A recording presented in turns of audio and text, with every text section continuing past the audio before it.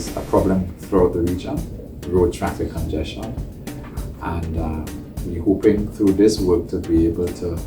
provide some insights for policy decision makers as to what is the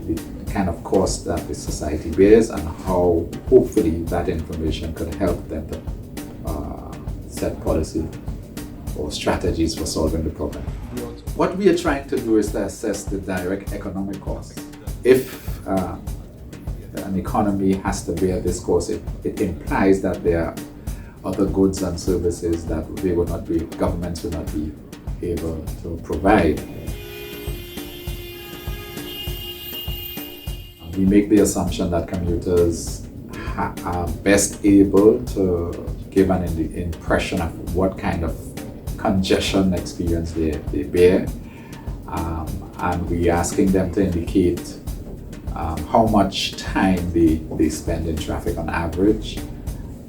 traffic congestion might I add, and we hope to use that time, the aggregate estimated times, calibrate that against the earning potential for that time and use those metrics to form an impression about the burden in the society.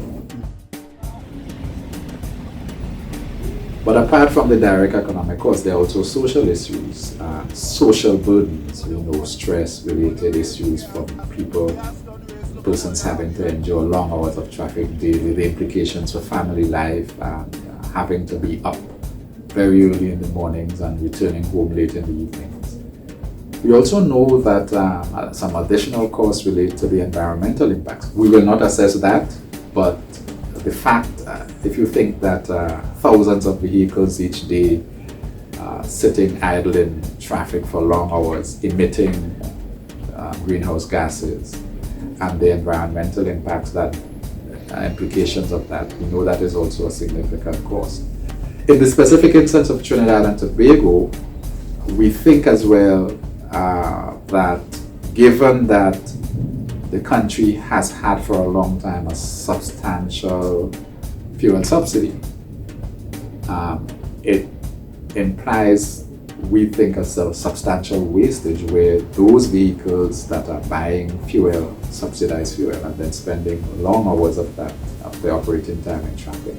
So these are just about three broad areas in which we think the economic costs